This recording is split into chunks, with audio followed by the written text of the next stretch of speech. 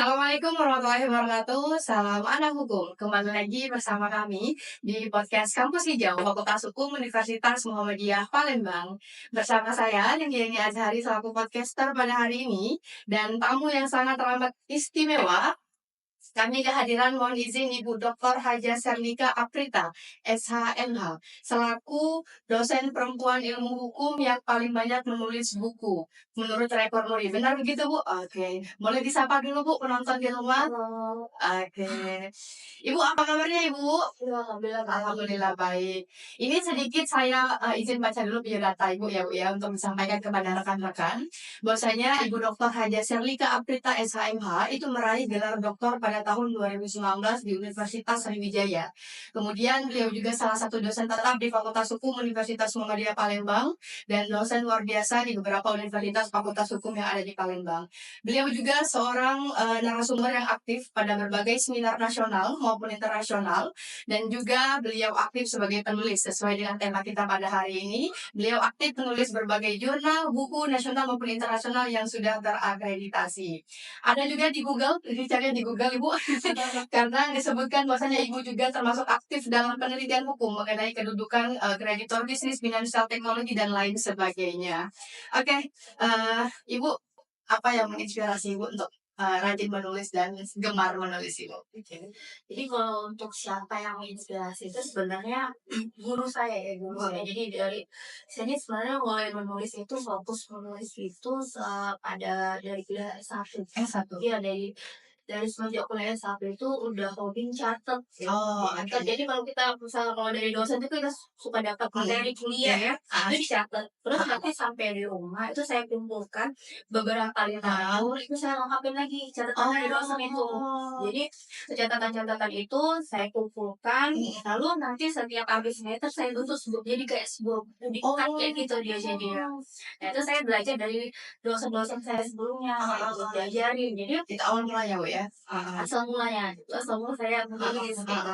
Lalu yang menginspirasi tadi ya dosen-dosen saya, guru-guru saya waktu saya kuliah S1 sampai S3 Sampai gitu. S3. Iya. Begitu. Oke, jadi sejak Ibu menulis itu terbiasa dan bermula pada saat ketika S1, digemar-gemarnya itu di ketika kapan itu Bu? Gemar-gemarnya? Menulisnya ya. Iya. Jadi setelah dari biasanya kalau kita semester libur semester itu kan banyak libur kosong Iya, ya. Ada kayak 1 bulan lebih. Nah di waktu-waktu kosong itu saya mulai belajar menulis. Ya, saya menulis dengan melihat contoh-contoh buku-buku yang penulis mungkin yang menurut saya penulis hebat lah ya. Nah, buku-bukunya udah bestseller. Terus saya lihat nih gimana sih pola mereka menulis. Saya pelajari. Jadi selama libur kuliah dulu saya Ibu isi dengan menulis. Wow. Kalau kadang ya Bu ya, anak muda itu membaca ada males Bu, apalagi menulis kan harus membaca, harus menulis pula gitu. Itu gimana Bu cara menemukan sikap untuk tidak malas tuh gimana tuh Bu? Iya sebenarnya kalau buat penulis pemula, jadi kita nggak usah terlalu memasang target. Yang penting eh, yang penting bagi kita sebagai penulis pemula itu 1 hari atau misalnya 1 hari itu kayak 1 jam atau misalnya kita kasih kasih waktu lah misalnya dalam 1 minggu itu mesti nulis kayak gitu atau juga bisa dengan cara kita apa nih moodnya kayak gitu misalnya sambil dengerin musik kayak gitu ya misalnya di tempat yang nggak rame masih fokus tempat sepi atau ya gitulah pokoknya kita cari dulu kayak gitu timeline kita menulis itu apa nah, kalau nggak usah dikasih deadline ya kalau masih penulis baru jadi kalau udah dikasih deadline-nya nggak tercapai Selesai jatuhnya Bu. jadi males sih Males. Benar-benar. Ibu kan juga menulis jurnal, buku. Itu kalau misalnya untuk saya satu buku atau satu jurnal itu biasanya berapa lama Bu prosesnya Bu? Apa berbulan-bulan kah? Atau cukup seminggu, 2 minggu, 3 minggu itu berapa lama kalau Ibu sendiri? jadi kalau untuk saya sebagai penulis pemula jujur waktu di awal nulis 1 buku tuh bisa hampir 1 tahun. 1 tahun Oh Iya, lama prosesnya karena ya karena tadi ya kita belum terbiasa kan ya, jadi saya perlu bantuan kakak kelas, terus koreksi dengan guru, gitu. Jadi ada perbaikan, saya benerin lagi, ada perbaikan, saya benerin lagi ya. Jadi bisa 1 tahun lebih lah. Tapi kalau udah perlu kayak sekarang Bu, itu berapa lama penyelesaiannya Bu? Kalau sekarang sih, saya lebih senang nulis buku tuh bareng. Oh, Iya, bareng, iya ya, kolaborasi heeh, misalnya dengan dosen fakultas hukum UMP atau dengan fakultas hukum mhm, di luar UMP. heeh. Jadi kalau untuk saya sendiri itu biasanya paling cepat sekarang 3 sampai 4 Oh, bulan. 3 sampai 4 bulan, berarti setahun udah bisa 3 kali lipat ya, Mia, Iya, daripada pada saat pemula dulu. iya benar. Oke, ini kan Ibu juga berprofesi sebagai dosen, sebagai advokat juga ya, Bu, ya? Iya, Berarti tapi nggak saksi terlalu ahli juga iya, ya? iya Oke, saksi ahli. banyak sekali ya, Bu, Iya, ya. benar Itu benar. gimana Ibu manajemen waktu antara manajemen menulis, manajemen yang aktivitas Ibu lainnya itu gimana, Bu? Pasti sudah sangat padat ya kegiatan Ibu Iya, kan? ya itu sampai kata saya tadi Mbak, jadi kan kalau makin ke sini itu kan saya udah banyak sekali Heeh, praktek gitu ya. heeh, Dia cuma bukan jadi dosen, iya. jadi peneliti, Heeh, iya bener, ya campur-campur double lah kan. double Bahkan timbal, heeh. saya mensiasatinya dengan saya berkolaborasi tadi. Jadi kita Mhm. kan bisa bagi ya dengan tim Oh, ya. iya. Kalau dulu kan kalau sendiri memang full jadi kita sendiri. Kalau Mhm, sekarang kan saya udah jarang banget nulis sendirian ya Mbak. mhm, Dan ke sini saya udah jarang nulis sendiri. mhm, Jadi minimal 4, 5 mhm. Biar bisa bagi tugas ya, Bu, ya? Iya, Oh, iya. gitu. Tapi nggak ini ya, Bu, nggak terbebani ya dengan aktivitas Ibu yang banyak, Ibu enjoy? Karena hobi menulisannya, Bu, ya? Wah, Iya benar Mbak. oke. Yang Ibu tulis ini, Bu, isi-isinya itu baik jurnal ataupun buku itu memang sengaja mengangkat kasus hukum atau isu-isu hukum ya, Bu, yang berhubungan dengan buku-buku hukum atau memang Ibu, pernah menulis buku yang semacam diksi, novel pernah atau enggak, Bu, ya seperti itu? Dulu pernah saya Oh, pernah juga, Bu, ada ya? itu satu sih, satu Oh, waktu masa KKN. Jadi heeh, waktu itu, saya pernah jadi pembimbing KKN tapi nggak terbit nasional sih, mhm, cuman, saya iseng aja. mhm, Jadi saya mengisahkan apa sih, kisah-kisah suka duka mahasiswa KKN. Jadi saya punya buku, itu mhm. judulnya Rumah Teman Menanti Kita. Oh, Jadi gitu. buat satu buku saya buat satu buku Heeh, selama menemani mahasiswa iya, itu, heeh, saya jadiin tapi bukunya nggak terbit nasional sih, heeh, cuman buat heeh. kenang-kenangan aja Kenangan gitu. aja. Oh, gitu. Tapi selebihnya semuanya tentang hukum Iya ya, benar, karena mengingat background Ibu hukum iya gitu ya. betul betul. Oke.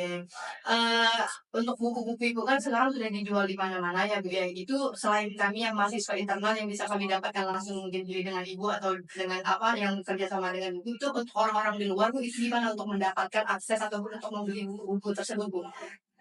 Ya, jadi kalau buku-buku ini udah bisa didapetin di toko buku Di toko buku yang nasional ya, nasional, misalnya Gramedia atau Gramedia. toko buku sejenisnya. Di Oke. online juga. Di online juga ada ya, Bu, ya? Udah ada, Oh, tapi oke. ganti banyak buku bacakannya udah. Iya. Udah banyak banget buku saya dibaca soalnya. Udah banyak banget versi bacakannya. Oh, versi bajakannya, Bu, ya? Iya, Oke. heeh.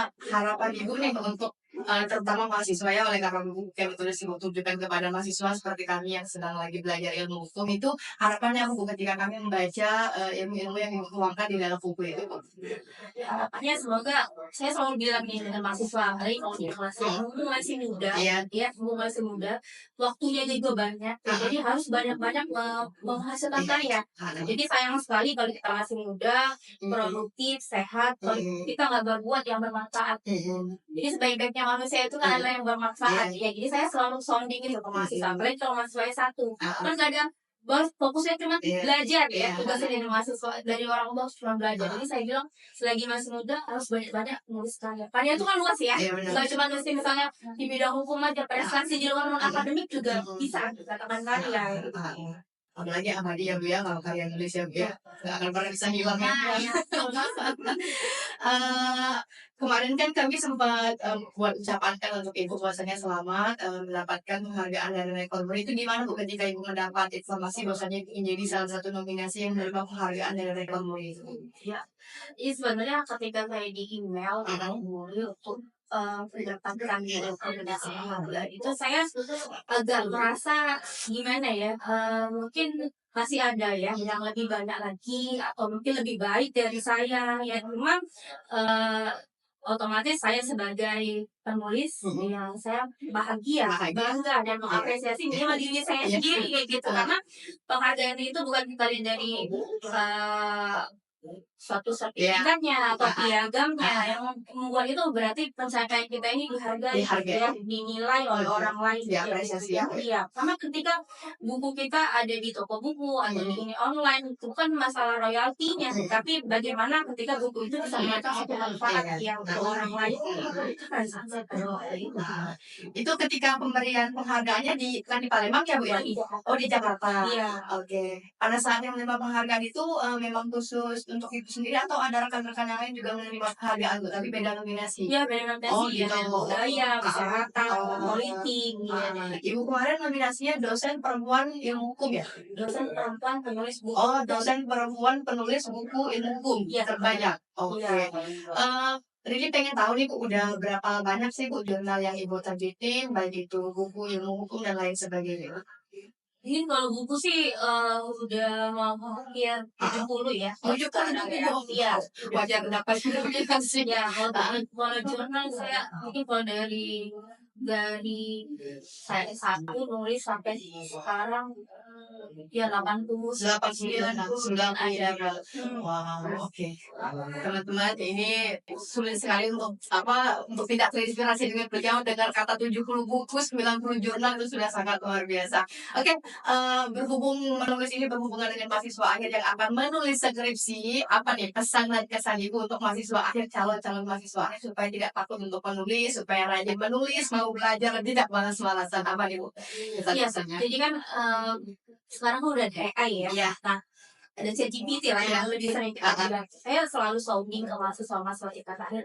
Memang dengan ada ChatGPT itu mempermudah Iya. kita. Cuma jangan dijadikan ChatGPT itu untuk cara kita menjadi malas berpikir. Iya. Jadi kehilangan originalitas Iya. hasil kita menulis. Makanya saya selalu bilang sama mahasiswa tingkat akhir, nulis itu bukan sistem tunggu semalam. Iya, Bukan yang mau 1 minggu lagi ini mulai kejar dosen paksa buat ACC. Iya, Bukan. betul. Kita malah saya selalu ajarin masuk kode semester 5 mau dipersiapin dari sekarang apa judul yang mau kalian konsep.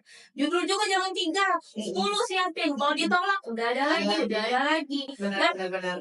skripsi yang baik itu kan bersumber dari jurnal yang terupdate, Iya, buku yang terupdate. Itu akan jadi baik kalau dipersiapkannya jauh-jauh hari. Dan membaca itu juga jauh-jauh hari. Bukan yang sebentar-sebentar mepet-mepet yang pengujinya yang pembimbingnya dikejar-kejar supaya ACC. Saya mau bilang jadi dengan masa tingkat akhir itu bisa dibentuk kelompok belajar, bisa saling sharing kan misalnya satu presentasi teman-teman yang lain kasih gimana nih masukan ya feedbacknya seperti apa. Saya selalu bilang seperti itu. Yang paling penting kurangi waktu bermainnya. Ya kalau sudah semester akhir kurangi waktu bermainnya, banyak-banyak diskusi, membaca. Kalau membaca itu malah sekarang udah banyak aplikasi YouTube ya. Benar. Tinggal baca aja. Kalau tinggal dengar kalau mau baca kan nggak bisa dengar kayak gitu. Jadi nggak ada alasan sih sebenarnya. Tapi menulis itu tidak seseram yang kita pikirkan ya Bu ya. Apalagi untuk mahasiswa akhir jangan sekali-sekali pikir untuk nggak mau buat skripsi ya Bu ya. Karena nanti nggak tamat-tamat. Oke, mungkin Ibu kita sedikit obrolan kita untuk sini karena pertanyaannya udah sangat habis. Sudah cukup habis. Terima kasih Ibu sudah mau hadir ke podcast, sudah sangat menginspirasi kita sekali. Bahwasanya ada seorang perempuan yang sangat menginspirasi dengan tulisan-tulisan beliau yang sudah mendunia menusantara di seluruh Indonesia. Baik pemirsa, terima kasih atas waktunya. Saya akhiri wabillahi taufiq wal hidayah. Assalamualaikum warahmatullahi wabarakatuh. Kita gini Bu. Salam ala hukum. Oke.